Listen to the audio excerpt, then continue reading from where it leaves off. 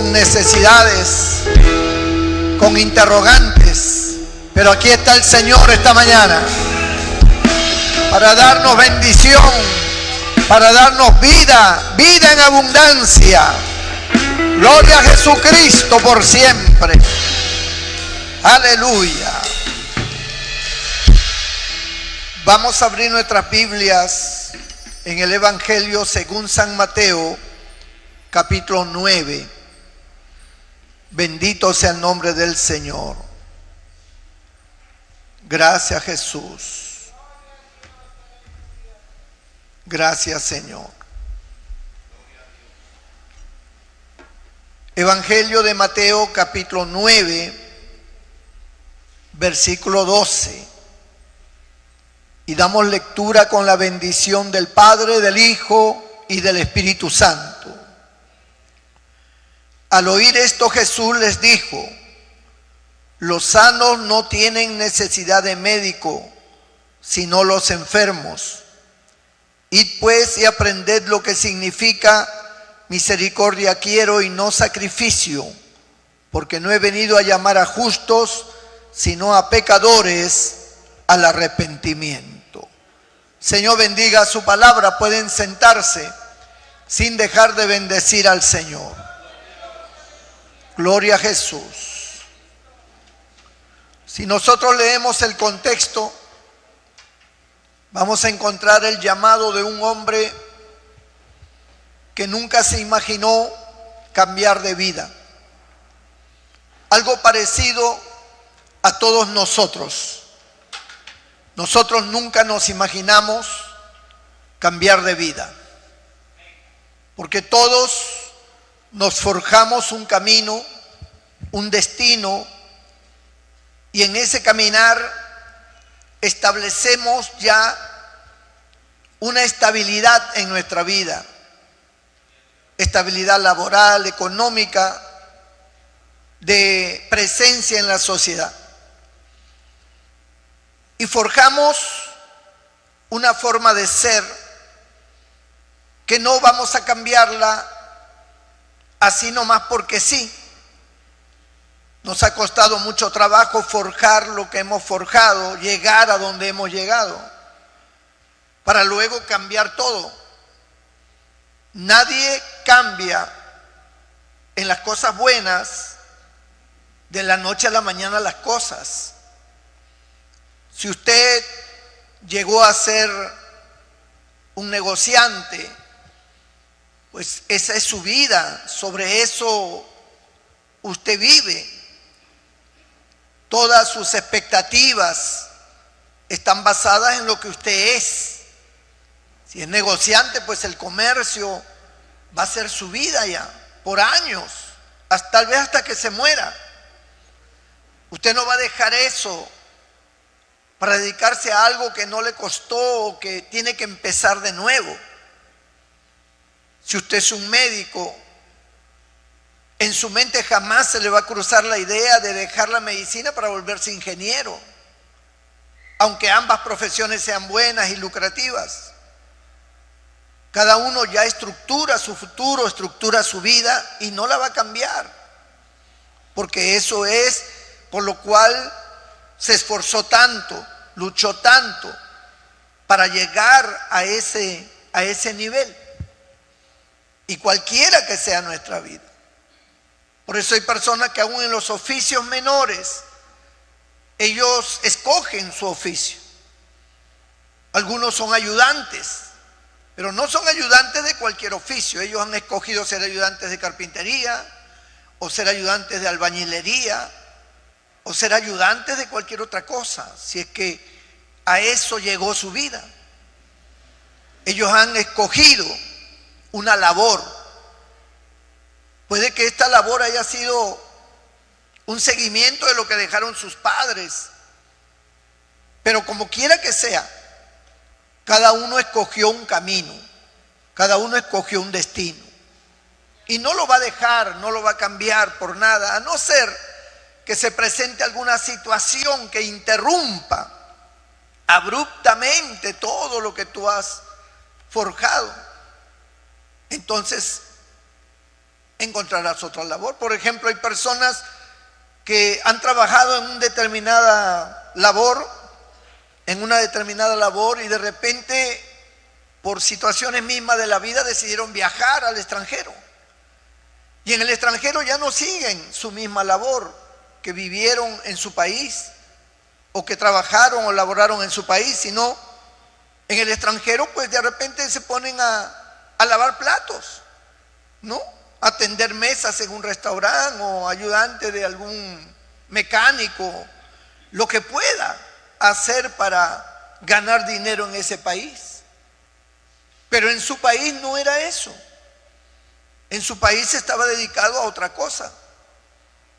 Pero algo sucedió, algo pasó que cambió de curso. Pero normalmente las personas no cambian de curso. Cada uno estructura una forma de vida. Cada persona la estructura en el área, en el ámbito que mejor cree conveniente. Y a eso se dedica y eso es lo que es. Bendito sea el Señor. Y todo trabajo y toda labor que se realice es honroso y es bueno. No importa cuál sea. Pero las personas se adecúan de una forma que no están dispuestos a cambiar. El contexto aquí nos habla de un hombre llamado Mateo. Es el mismo Mateo que escribe este evangelio y que habla de sí mismo en estos versos. Es como que da su testimonio de cómo él llegó a los caminos del Señor. Él nunca se imaginó de repente ser cobrador de públicos tributos, porque no era un trabajo muy adecuado para un judío. Porque hay trabajos que, si bien es cierto, no se pueden considerar malos, pero a veces no son adecuados. Es lo que San Pablo dice: todo me es lícito, pero no todo conviene. Porque hay cosas que no son adecuadas.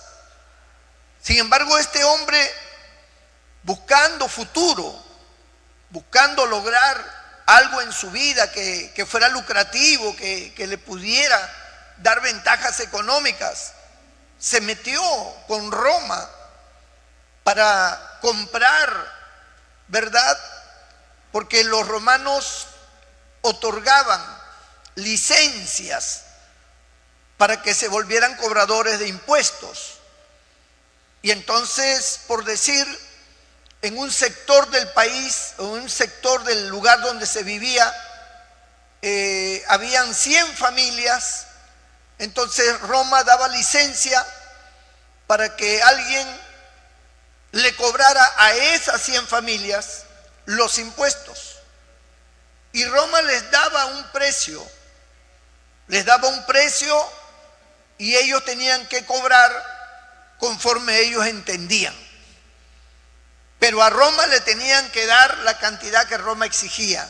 Todo el resto que ganaran los cobradores de impuestos, pues era para ellos. Era un negocio muy rentable, muy lucrativo. Porque el mismo Mateo, cuando tiene la experiencia con Cristo, él hace un tremendo banquete. Y eso habla de su condición económica. Eso habla de que Mateo era una persona pudiente, que incluso invitó a todos los publicanos. Tal vez era toda la gente que trabajaba con él, ¿no? Para poder cobrar los públicos tributos. Aparte de que tenían el beneficio de las Fuerzas Armadas de Roma. Cualquier persona que se le opusiera o que se le enfrentara, ellos tenían autoridad para meterlos presos. Tenían a la Fuerza Armada con ellos.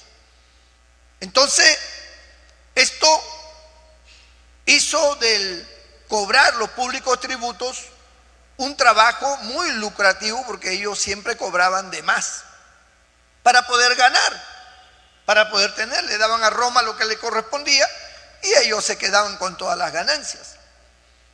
Así que no era bien visto Mateo, ni ningún publicano. Odiaban a los publicanos, los odiaban, porque muchos de ellos eran abusivos. Muchos de ellos cobraban ya de manera exorbitante. Entonces, el pueblo judío estaba fastidiado. Bendito el nombre del Señor. Bueno, parece que tenemos el banquete de Mateo. Bendito sea el nombre del Señor. Entonces nosotros, a ver, gloria a Dios. Entonces nosotros al contemplar este pasaje, nos damos cuenta que Mateo había estructurado una vida así como la hemos estructurado nosotros. Tal vez su trabajo no ha sido el más adecuado. Tal vez su trabajo no ha sido el mejor, porque hay personas que se meten a trabajos que son complicados, que no son honrosos. Por ejemplo, poner el negocio de un prostíbulo no es nada honroso. Trabajar en un prostíbulo de lo que sea, que se trabaje ahí, no es nada honroso, es más bien pecaminoso. Tener una licorería no es muy adecuado. Tener otros tipos de trabajo donde se cometen mucha injusticia o abuso no es bueno. Es más, hay trabajos buenos que usted lo puede convertir en malo. No porque el trabajo sea malo, el trabajo es bueno, pero usted puede corromperse y aprovecharse de ese trabajo para lucrar, ¿no? Entonces tenemos muchas entidades como por ejemplo los jueces, fiscales, autoridades que pueden estar en una labor que es insigne, que es buena, pero su corrupción, su maldad, su injusticia puede trastornar y hacer que esa labor sea una labor corrupta para provecho propio, y eso no se debe hacer. El hombre puede trastornar cualquier cosa buena y volverla mala, aun cuando es bueno. Bendito el Señor, usted puede volverlo malo. Y Mateo estuvo involucrado en este trabajo y se lucraba. Él en toda su vida jamás se imaginó que un día él iba a dejarlo todo, que él iba a abandonar ese trabajo que tanto dinero le daba. Como nosotros nunca nos imaginamos que un día por causa del Señor nuestra vida iba a cambiar rotundamente y que ya no íbamos a ser las mismas personas de antes, sino totalmente diferentes. Una de las cosas que habla el Señor, porque cuando el Señor llamó a Mateo, él dejándolo todo lo siguió. Y entonces era como una especie de hacer una fiesta, según Mateo, para ya acabar con esa labor que tenía y dedicarse ahora al Señor. Y la Biblia no dice que nosotros tenemos que dejarlo todo para seguir al Señor y ya no trabajar, ya no estudiar, ni nada de eso. No. En este caso con Mateo fue distinto porque Dios, el Señor, nuestro Señor Jesucristo, estaba llamando al ministerio, estaba llamando a que lo sigan para que luego se convirtieran en apóstoles. Era una labor muy diferente. El Señor no llamó a todo el pueblo. Él no fue de casa en casa diciendo a la gente, sígueme, sígueme y sígueme. Él escogió a ciertos hombres. Entre ellos estaba este hombre llamado Mateo, que está configurado dentro de los 12 que el Señor escogió. Era una labor especial. No se puede tomar ese texto para decirle a todos que dejen todo, ¿no? Sigamos al Señor y deje todo, hermano, deje su trabajo, deje su familia, abandone todo y véngase aquí a orar, a ayunar y a predicar. No, usted tiene que seguir en sus labores porque Dios no lo llamó a usted a predicar, lo llamó a la salvación, que es muy diferente, pero no a predicar. Lo llamó a que usted sea una persona diferente, que sirva a Dios, pero que siga en sus labores, que siga en lo que usted hace y que usted se convierta en una luz para esa área donde usted trabaja, una luz para las personas que le rodean, pero no para que abandone todo, como a veces yo he escuchado en muchos predicadores que dicen: hermanos, aquí dice que hay que dejarlo todo. Ahí no dice que hay que dejarlo todo. Ahí dice que Mateo dejó todo. Ni siquiera el Señor le dijo: deja todo, sino simplemente le dijo: sígueme. Fue Mateo el que decidió dejarlo todo para seguir al Señor. Es como cuando Dios me llamó a mí al pastorado. Yo también dejé todo. Yo tenía un buen trabajo, yo lo dejé todo para servir al Señor, pero era un caso de predicación, un caso de ministerio. No era un caso de que todo el mundo tiene que abandonar su vida que está llevando. No. Entonces, con Mateo fue un caso especial por motivo de que el Señor estaba escogiendo personas para que lo sucedieran a él cuando él se fuera y quedaran como apóstoles, quedaran como los que iban a organizar y dirigir la iglesia del Señor. Pero en el caso del pueblo, el Señor lo que hacía era predicarle la palabra de Dios. Lo que hacía era sanar sus enfermedades. Lo que hacía era llamarlos a la reflexión para que lleven una vida santa, para que ellos obedecieran al Señor y conocieran del reino de los cielos, que era muy distinto. No había otro tipo de llamado allí, simplemente que conocieran al Señor y que fueran salvos, que creyeran en Cristo, que es lo que hasta ahora el Señor sigue haciendo.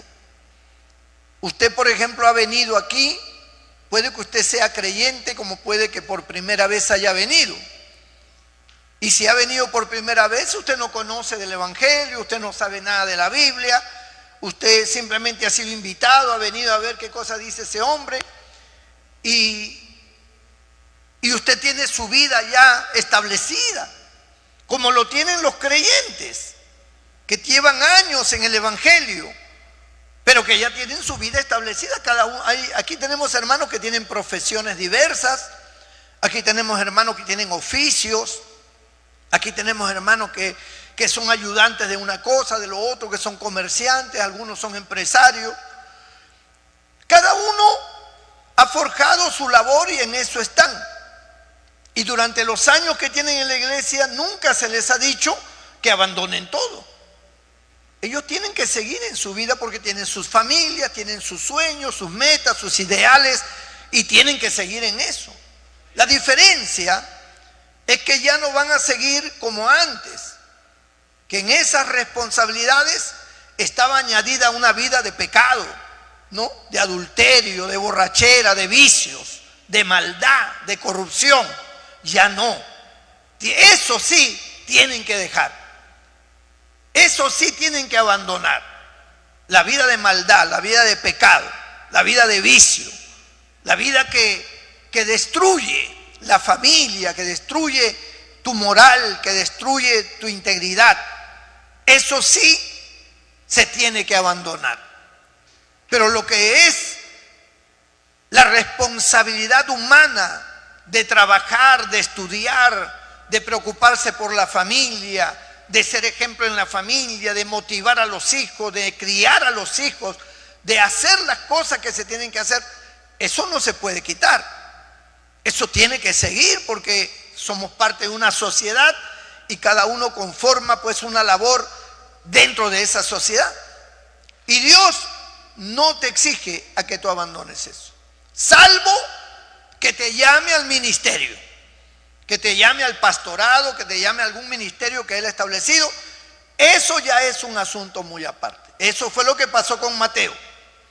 Mateo fue llamado por Dios y dejándolo todo, le siguió.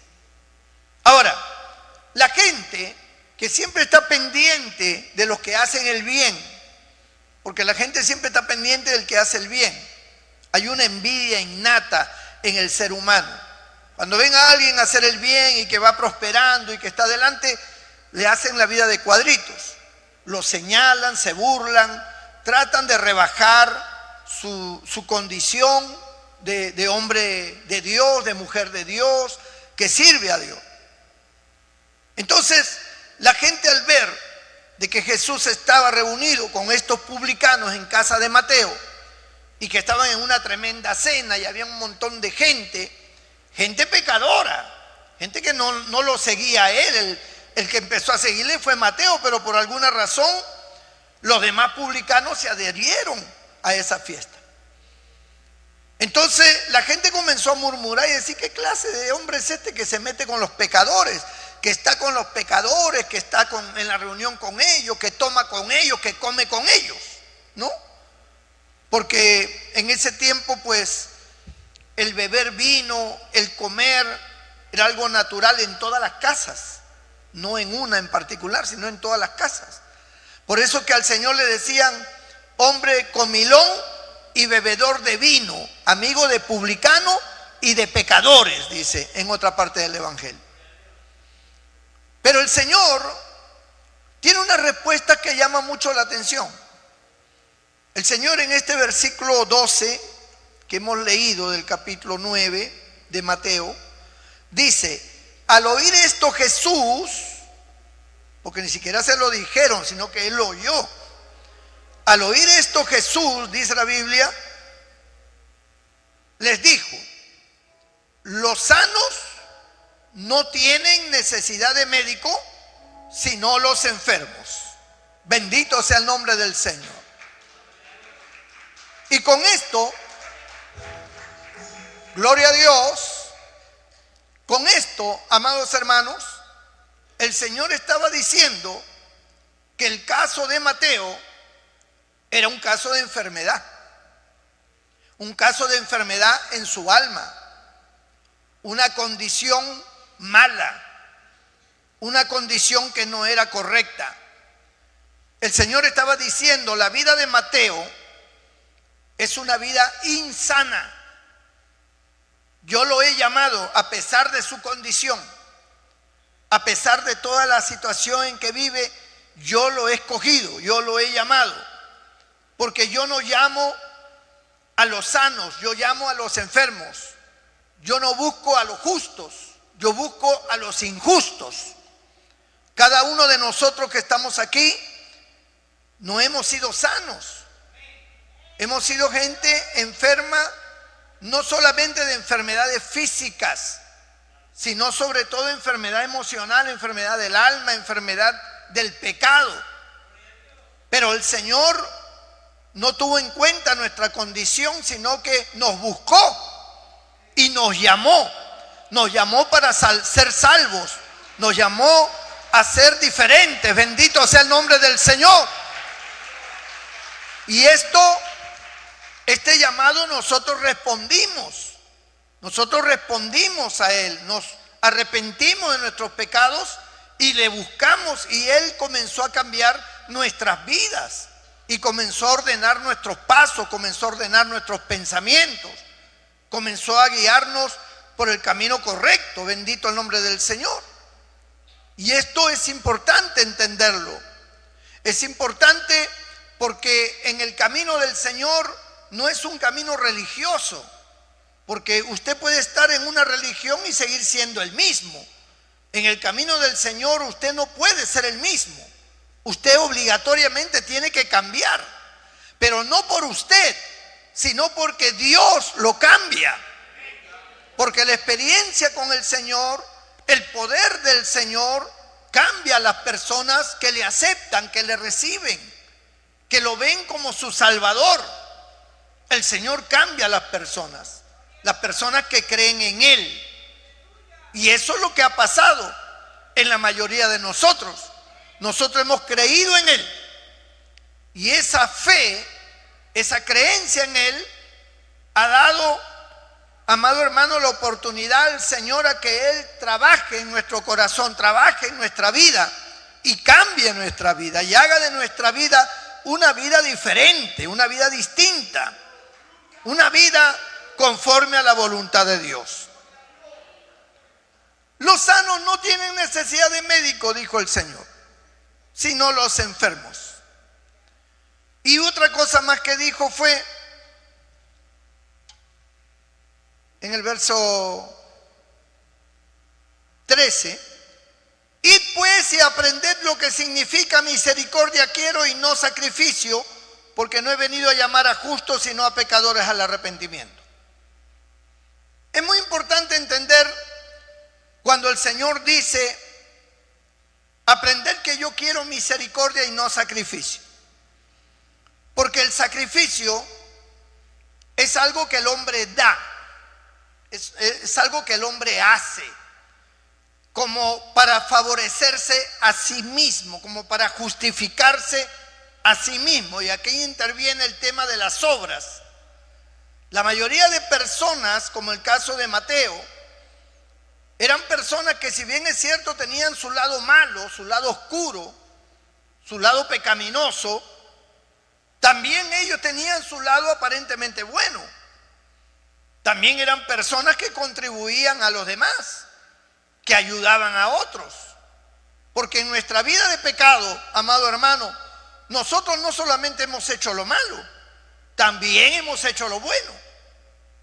Y esa es la razón por la cual a veces no entendemos por qué necesitamos al Señor. Porque yo no soy un hombre malo, dicen. Yo no soy una mujer mala. Yo soy una mujer de mi casa, yo atiendo a mis hijos, atiendo a mi marido. El marido dice, yo de mi trabajo a mi casa, yo le soy fiel a mi esposa, yo le crío a mis hijos, los educo. Así que yo me tome mis aguas una vez a la semana, eso no me hace a mí un pecador. Ellos dicen, ¿no? Por otro lado, añaden también de que ellos hacen buenas obras, ¿no? Yo ayudo a la gente, yo veo un mendigo, lo ayudo, yo veo una persona que tiene necesidad, lo ayudo. A cuánta gente de la propia familia que están en su vida de pecado también, a cuántos se ha ayudado, ¿no? Hay gente que le ha pagado estudios a sobrinos, a personas parientes y aún a personas que no son parientes. Le he dado trabajo a personas que no se lo merecían, sin embargo los he ayudado, los he apoyado. He apoyado a mi vecino. Cuando iba a techar su casa, yo me puse ahí gratis a cargar cemento, a ayudarlo. Entonces, es como una parte en que la persona dice, yo no soy una persona tan mala como aparentemente me quieren dejar ver. Yo tengo también mi lado bueno, yo hago muchas cosas buenas.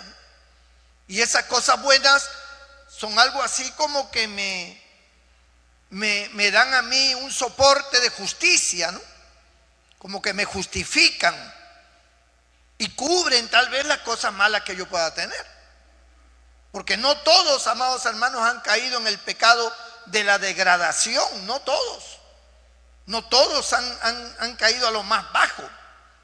Hay personas que han mantenido su solvencia moral, no conocen a Cristo, pero son personas que han mantenido su solvencia moral hasta cierto grado, ¿no? Que sí han tenido pecados, pero no de la manera en que han caído otros, ¿no? Que no se han podido levantar o que han estado en una condición tan paupérrima que la gente los señala y que la gente los ve como cualquier cosa, ¿no? Estas son personas que han caído en el pecado, pero que mantienen todavía su solvencia moral en algunas áreas de su vida. Y entonces no se le puede ver como personas tan pecaminosas, ¿no? Es más, yo escuché una vez a una persona que dijo, yo no tengo nada de qué arrepentirme, ¿de qué me voy a arrepentir? Yo no le hago mal a nadie, yo soy una persona correcta, ¿de qué pues me voy a arrepentir? Dice, yo no tengo vicios, yo no fumo, yo no tomo, yo no frecuento discotecas ni nada de esos antros, yo soy una persona muy responsable. ¿De qué pues tengo que arrepentirme yo, no? Entonces es como el joven que se le acercó al Señor y le dijo, Señor, ¿qué he de hacer para heredar la vida eterna?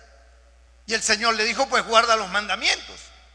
Y él dijo, todo eso lo he guardado desde que era niño. O sea, yo, si se trata de mandamientos de Dios, yo los he guardado todos.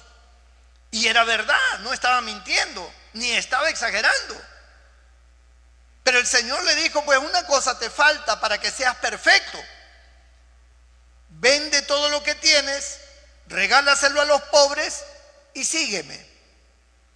Y entonces él se fue triste porque tenía muchas posesiones y él no estaba dispuesto a regalarla a nadie, porque le había costado mucho para tenerlas. Y simplemente se fue. Pero ese hombre declaró una verdad, que él era un hombre que guardaba la ley, que era una persona que no estaba en asuntos irregulares, ni en cuestiones de vicios y cosas exageradas.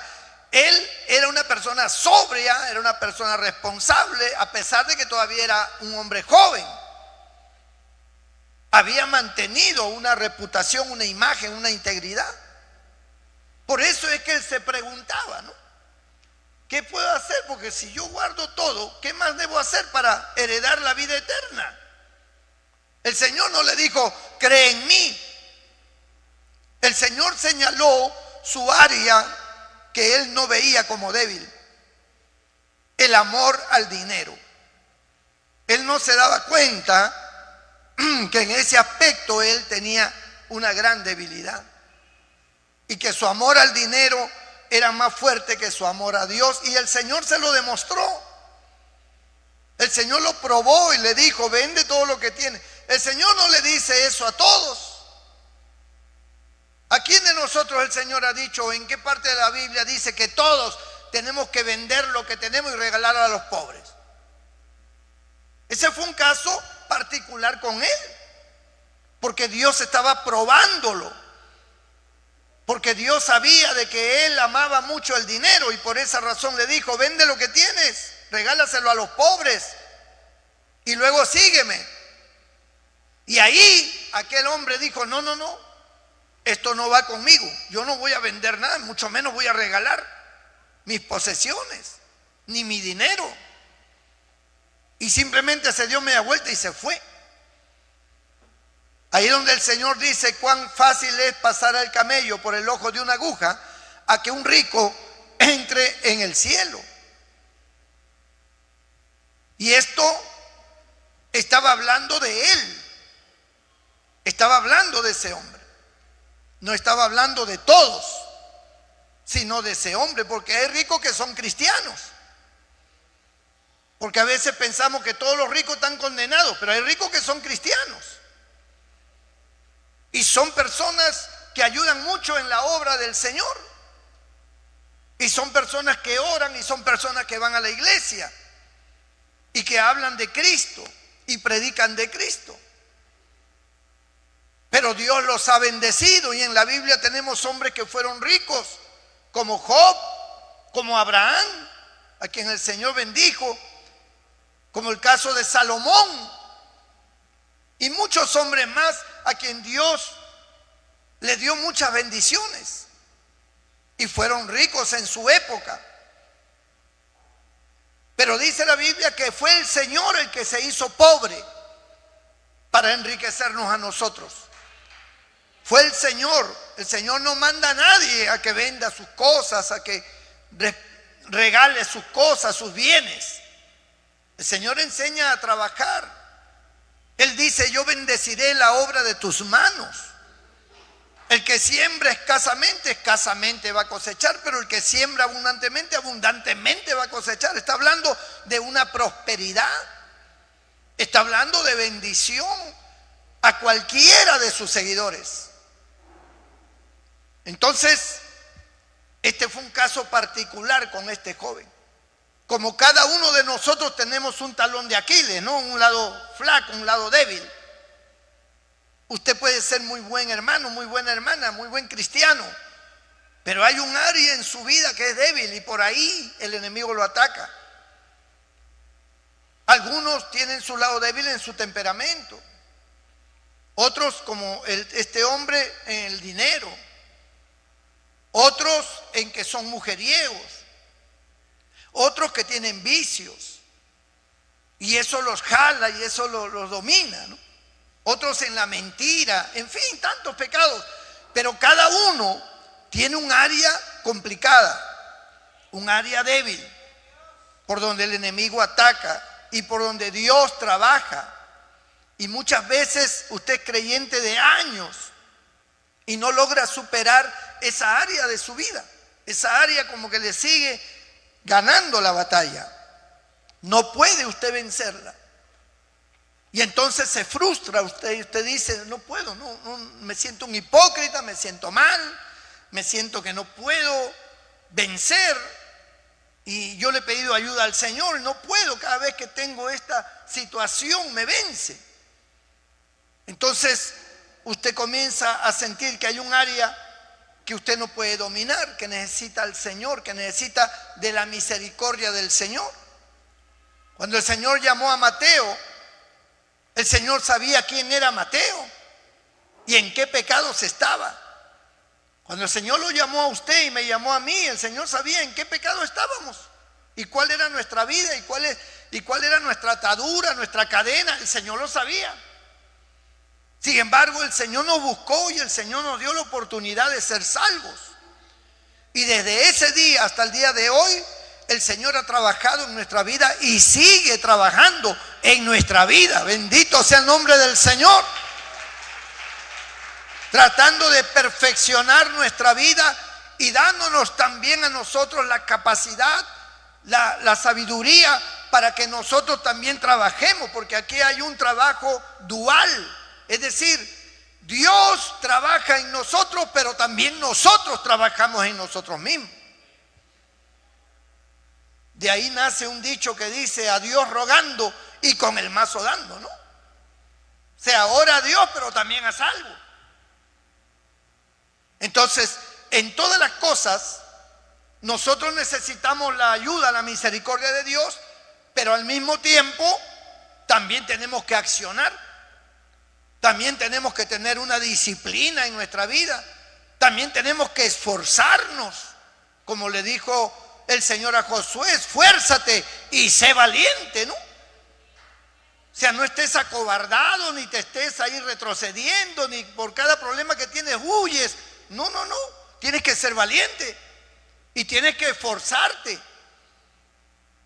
El Señor ha prometido estar con nosotros, ayudarnos, fortalecernos, guiarnos, guardarnos.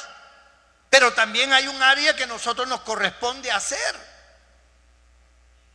Dios está dispuesto a responder a nuestras necesidades, pero somos nosotros los que tenemos que orar. Porque ¿cómo te va a responder a algo que tú no pides? ¿Cómo va a actuar si tú no oras, si tú no le hablas? Entonces, si tú no oras, ¿de qué manera va a responder? Entonces queremos que Dios, no, Dios sabe todo, Dios conoce todo, Dios hará. No, hay un lado humano. Cuando el Señor le dijo a Mateo: sígueme, ese fue el llamado. Ahora, Mateo podía mirarlo y quedarse donde estaba. Él estaba sentado. Él pudo haber dicho: bueno, ¿y por qué le tengo que seguir? No le voy a seguir. Yo estoy aquí en mi trabajo ahorita, yo estoy ocupado aquí en mis asuntos, no tengo por qué seguirlo. Pero Mateo entendió en su espíritu, en su corazón, que era una voz de Dios llamándolo: sígueme. Y dejándolo todo le siguió. Además había oído de Jesús. Y para él entendió en ese momento que era una bendición seguirlo, que era un privilegio seguirlo, como lo tenemos que entender nosotros, que es un privilegio seguir al Señor. Y dejándolo todo, fue un acto de fe, fue una acción de Mateo. Dejó todo para seguir al Señor. Vuelvo a repetir, no es el caso nuestro que tenemos que dejar todo, pero sí tenemos que seguirle. Sí tenemos que responder al llamado que Él nos da. Y si Él dice: arrepiéntete de tus pecados, que yo voy a cambiar tu vida, yo voy a hacer de ti un nuevo hombre, una nueva mujer, pues esa oportunidad no la puedes perder. Es la más grande oportunidad en tu vida. Pedro era un pescador y él había estado trabajando toda la noche tratando de pescar algo y no pescó nada, hasta que se acercó el Señor y le pidió poder subir a su barca. Y Pedro, claro, lo hizo subir. Todos ellos sabían de Jesús y ellos no lo conocían, pero entendían que era un gran profeta, un gran maestro, así lo consideraban. y le dejó subir a la barca. Y entonces el Señor le dice: Pedro, boga mar adentro, rema, ve más adentro. Y Pedro pues lo hizo, ¿no? Él pensó que el Señor a lo mejor quería darse un paseo en bote. Pero cuando ya estaban a cierta distancia, el Señor le dice: ahora tira la red hacia la derecha. Porque el Señor siempre ha sido de la derecha, nunca lo olviden, hermano. Tira la red hacia la derecha. Y cuando Pedro lo ve, le dice: Señor, toda la noche hemos tratado de pescar y no hemos pescado nada. Pero en tu palabra echaré la red. Como diciendo: bueno, ya que tú lo pides, por ti lo voy a hacer. Algo así. Muchachos, vamos. Y tiraron la red. Y al instante, hermano, un cardumen de peces grandes. Porque los peces que pescaron no eran unas mojarrillas, ni unos pejerreyes, ni unas pintadillas de esas. No, eran peces grandes, de kilos, que de repente aparecieron, no se sabe de dónde. Y todos se enredaron de tal manera que las redes se rompían, dice la Biblia, porque un pez grande, hermano, tiene fuerza. Y cuando son cientos de ellos, pues más fuerza hacen. Tuvieron que llamar a las otras barcas para que los ayudaran. Y todas las barcas comenzaron a llenarse de peces. Y cargaron ese bote, porque en esos tiempos, hermano, los botes no eran como ahora los conocemos. Eran más rústicos, más pequeños. No eran tan grandes. Y tampoco iban tan mar adentro, solamente en la orilla, porque no tenían las cualidades como para soportar un maretazo o algo por el estilo. Entonces, estas barcas se llenaron de peces y llegaron hasta la orilla. Y cuando llegaron hasta la orilla, eso habla de que era una embarcación pequeña, pues Pedro, que estaba todavía subido en la barca y el Señor sentado ahí mirándolo, él dio un paso hacia atrás y dijo: Señor, apártate de mí porque soy hombre pecador. Bendito el nombre del Señor. Porque lo que había sucedido allí fue un milagro. Y Pedro lo entendió que fue un milagro. Como nosotros entendemos que lo que ha pasado en nuestro encuentro con Cristo fue un milagro. El Señor actuó en el momento más oportuno de nuestra vida. Bendito sea el nombre del Señor. Porque ¿quién de nosotros quería ser cristiano evangélico, hermano? ¿Quién? Particularmente yo, ni por acá de que iba a ser un cristiano, y mucho menos pastor. ¿Qué me interesaba a mí metido en una iglesia si yo tenía mi vida? Yo tenía mi forma de vida, mi estilo de vida, yo tenía mis amigos, tenía mis vicios, ¿qué me interesaba a mí una iglesia? Pero a cada uno Dios ha intervenido. A cada uno Dios ha tratado de una manera particular. Y en cada uno ha convencido de quién es Él, de su poder. Él ha hecho algo que nos ha convencido de que Él es el Hijo de Dios, nuestro Señor y Salvador. ¡Gloria a Dios! Él nos ha convencido a nosotros de quién es Él. ¿De quién es Él? Por eso cuando Él le pregunta a sus discípulos, les dice: la gente, ¿quién dice que soy yo? La gente, los que no son cristianos, los judíos, el pueblo. ¿Qué dice la gente? ¿Quién? ¿Qué dicen ellos? ¿Quién soy yo para ellos? Entonces los discípulos comenzaron a responder y a decir: bueno, yo he escuchado a ellos decir que tú eres Elías, que eres Jeremías, que eres un profeta, que eres un maestro. Y comenzaron a decir lo que la gente decía. Pero Jesús les pregunta ahora a ellos, que son sus discípulos, y les dice: ¿y vosotros? ¿Quién decís que soy yo? Porque a mí me interesa saber qué opinión tienen ustedes de mí. ¿Quién soy yo para ustedes?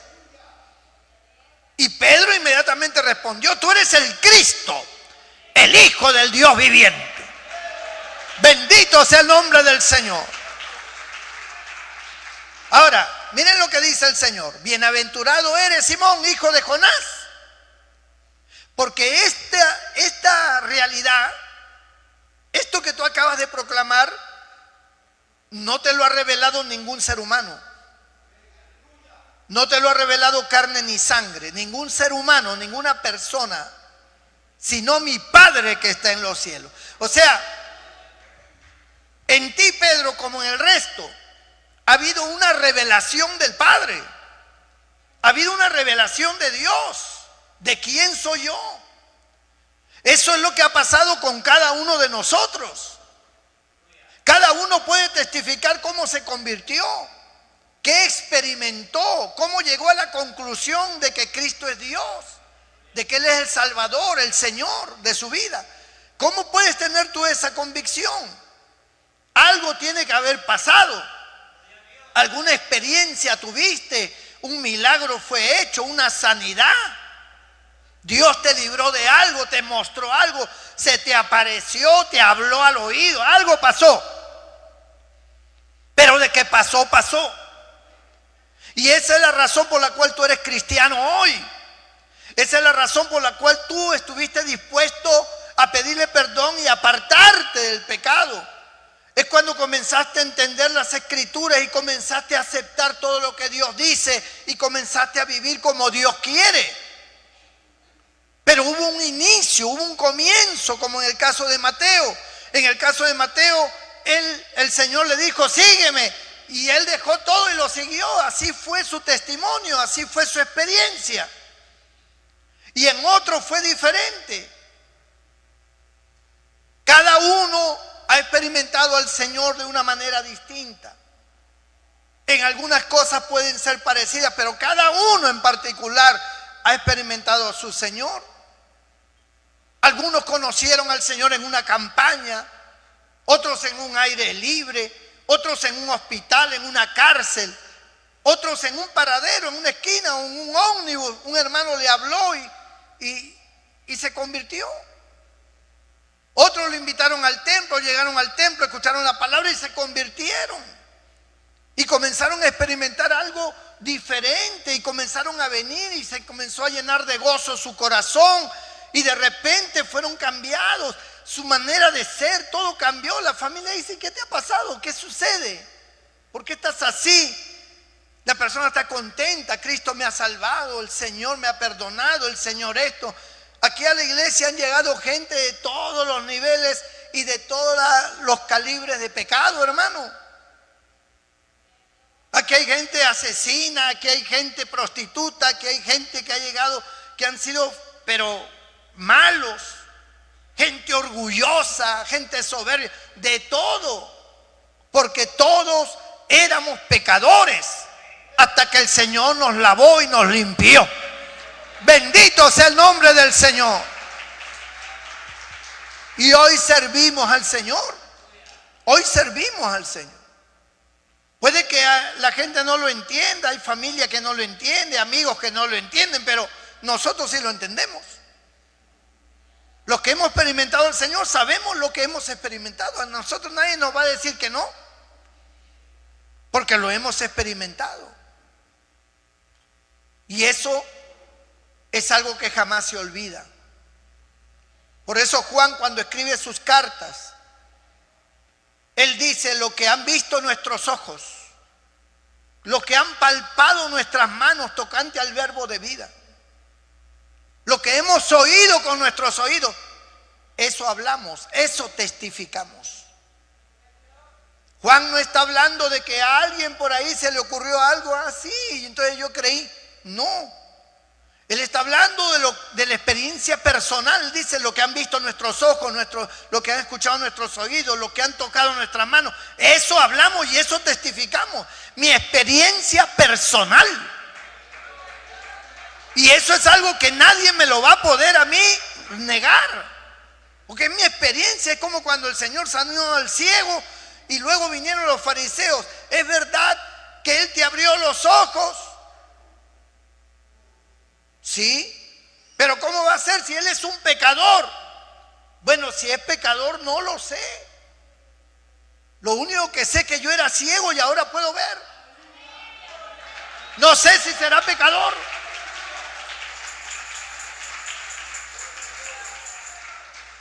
Él hablaba de su experiencia. ¿Quién le podía quitar esa experiencia a ese hombre que había nacido ciego y ahora veía? ¿Quién le podía cambiar la experiencia a ese paralítico que era 38 años paralítico y ahora caminaba? Toma tu lecho y vete a tu casa, y agarró su camilla y se fue, saltando y glorificando a Dios. ¿Quién le podía decir a ese hombre que eso no era bueno? Si usted tiene un tumor, si usted tiene un cáncer, si usted tiene una enfermedad que lo está destruyendo y el Señor lo sana, ¿quién le va a venir a decir a usted que eso es malo? Esas personas no han pasado por el sufrimiento suyo. Ellos no han tenido nunca la enfermedad que usted ha tenido. Pero el Señor les sanó. O el Señor lo libertó de los demonios. Usted era un hombre endemoniado, una mujer endemoniada, que gritaba, que perdía el conocimiento y hacía destrozo y medio. Y el Señor lo libertó. ¿Quién le va a decir a usted que eso es falso, que eso es mentira, que eso es malo? ¿Quién? Endemoniado y ahora libre. Enfermo y ahora sano. Pecador y ahora libre del pecado. Santificado. Una vez le dije a una tía mía, cuando yo recién empezaba en el evangelio, le digo: tía, el Señor nos ha salvado para ser santos. ¿O sea que tú eres santo? Sí, le digo. No seas hereje, me dijo. No seas hereje. Eres un blasfemo. Así me trató. Yo un poco me asusté por la forma en que ella reaccionó. Eres un hereje, un blasfemo. ¡Qué santo! Tú eres un pecador. No era un pecador, el Señor me ha lavado con su sangre. ¿Qué sangre ni qué nada? Ella no lo podía entender, pero yo sí podía entender lo que había pasado conmigo. Yo sí lo había experimentado. Es como cuando Dios le habló a Abraham.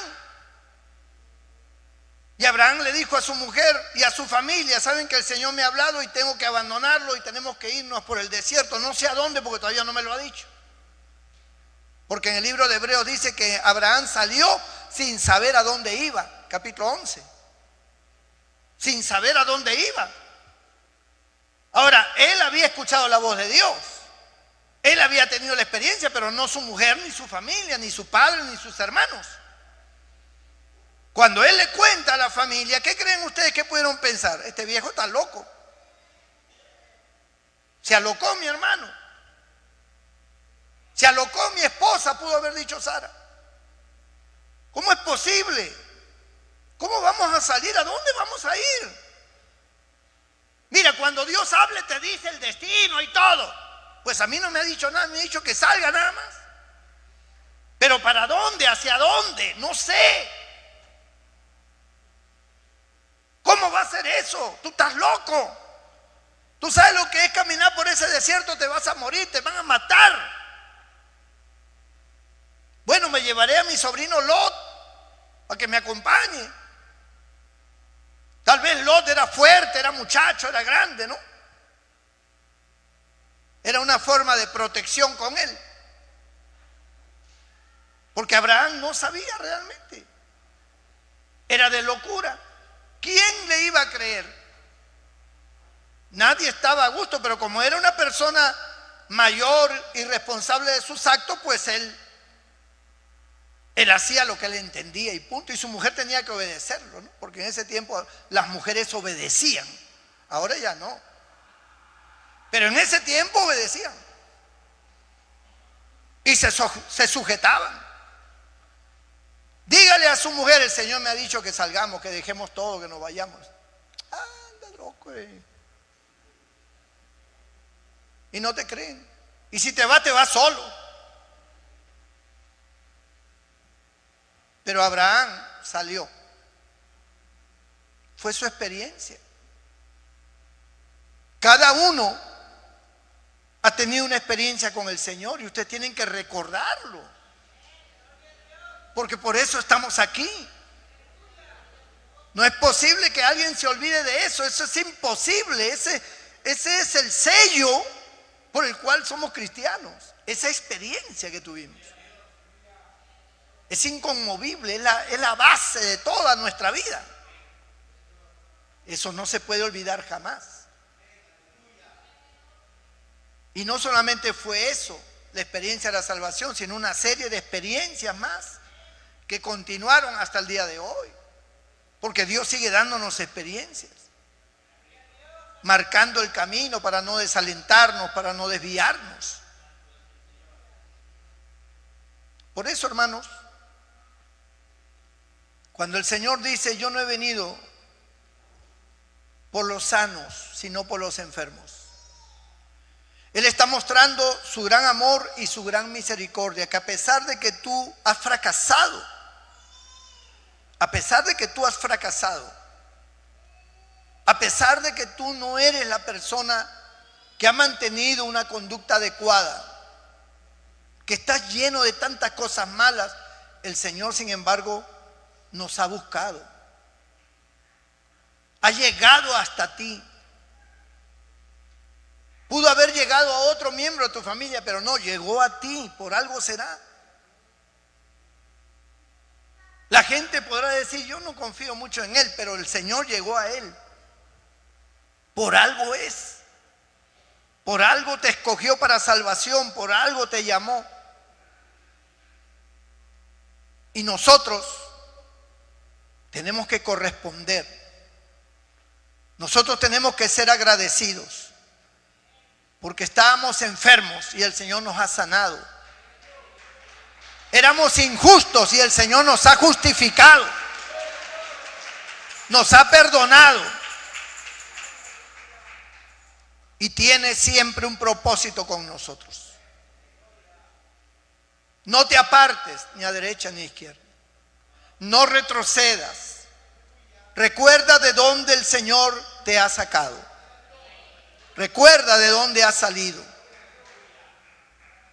Y termino diciendo esto. Cuando David pecó contra Dios, el rey David, que estaba en toda su gloria, en todo su apogeo, y pecó contra Dios, mandando matar a un hombre para quedarse con su mujer. Dios le envió al profeta Natán. Y el profeta le declaró algo muy significativo de parte de Dios. Le dijo: aunque tú estabas por detrás de las ovejas, o sea, tú no eras nada, yo te saqué de detrás de las ovejas. Eras un ayudante cuidando ovejas. Yo te saqué. Yo te engrandecí. Yo te bendije. Tú eres lo que eres porque yo te bendije. Eso era algo que David parece había olvidado. Como muchos creyentes han olvidado de dónde lo sacó el Señor. Ahora les va bien. Dios los ha bendecido. Las cosas han cambiado. Usted tiene lo que nunca tuvo. Y algunos están en ese proceso. Y se han olvidado quiénes eran antes de conocer al Señor. Como hombres o como mujeres. Se han olvidado. Que estaban endemoniados, que estaban endemoniadas. que el demonio los arrastraba como quería, que eran pecadores, que hicieron muchas cosas muy desagradables, que mataron a sus propios hijos en el vientre, que fuiste un miserable toda tu vida. Pero el Señor tuvo misericordia, te perdonó, te salvó, te dio la oportunidad. Gracias a Dios la aceptaste. Y entonces Dios comenzó a construir una vida nueva en ti y a hacerte heredero de una vida eterna. Pero muchos, como David, se olvidaron y solo piensan en ellos y en sus propios placeres y en sus propios deseos, en su propia gloria, en sus propias ambiciones, y se han olvidado de dónde los sacó el Señor. Pero el Señor te lo hace recordar hoy, para que no te enorgullezcas, para no creas que eres alguien tan importante. Sin Él tú no eres nada. Sin Él tú regresas otra vez como el chancho regresa a la cochinada y como el perro vuelve a su vómito, dice la Biblia. Sin Él no eres absolutamente nada. Mantente firme, reconcíliate con Dios. Dile a Dios: Señor, yo realmente no soy nada sin ti, estoy perdido.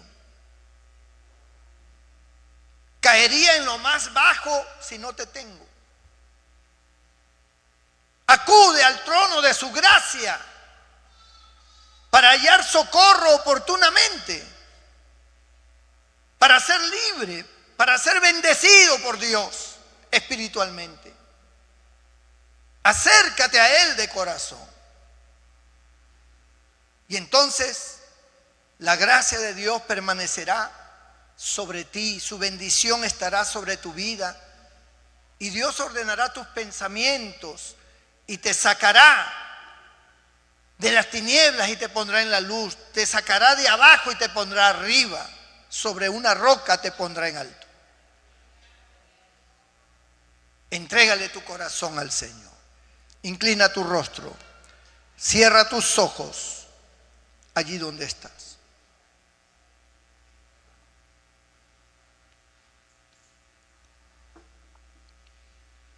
Ha llegado el momento del análisis propio.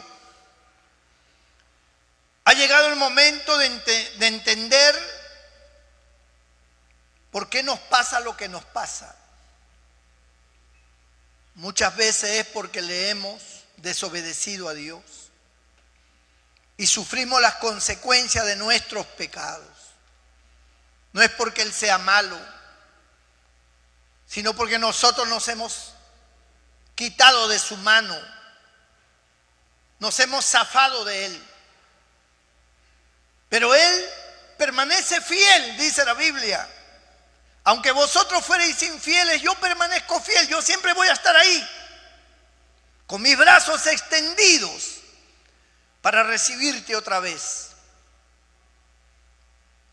Él está con sus brazos extendidos. Yo quiero orar por todo aquel que quiere venir a Él, que quiere refugiarse en Él, que quiere pedirle perdón, quiere decirle: Señor, perdóname, ayúdame. Si hay alguien en esta hora que quiere que ore por usted, levanta tu mano ahí donde estás, yo haré una oración por ti en esta hora. Dios te bendiga, Dios te bendiga, Dios te bendiga, Dios te bendiga, Dios te bendiga, Dios te bendiga, Dios te bendiga. Señor te bendiga. Allí donde estás en tu sitio, ponte de pie para orar por ti. Los que levantaron su mano. Allí en tu sitio. Deja que el Señor venga a tu corazón. Que el Señor venga a tu vida. Que Él restaure. Que Él perdone. que Él limpie, que Él santifique tu corazón. Con tus ojos cerrados dile: Señor, perdóname de todos mis pecados. Perdóname por haber hecho lo malo. Perdóname, Señor. Nadie le quiere fallar a Dios, pero el descuido, el zafarnos de la mano de Dios nos lleva al pecado. Señor, ayúdame a levantarme, a ser otra vez el hombre y la mujer que tú levantaste. Cambia mi vida, Señor. Perdona mis pecados. Díselo con todo tu corazón, mientras que toda la iglesia se pone de pie y me ayuda a orar por todas estas vidas. Todos los hermanos. Señor nuestro Dios, nuestro Padre Celestial, mira cuántas manos se han levantado en rendición ante ti. Se acercan a ti de corazón, te piden perdón por sus pecados, se entregan a ti, son conscientes de sus debilidades.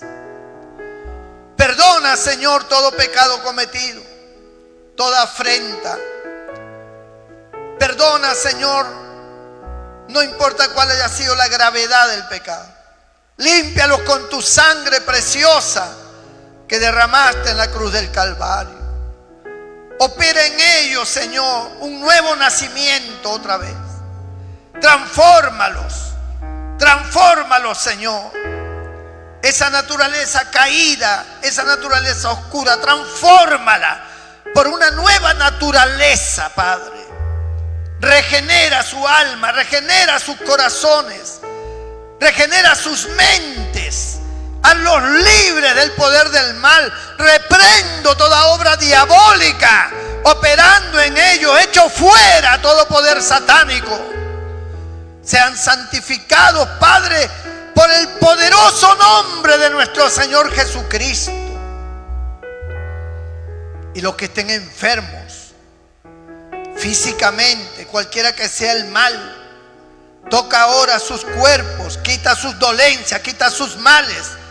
Desaparezca esas enfermedades que los azotan.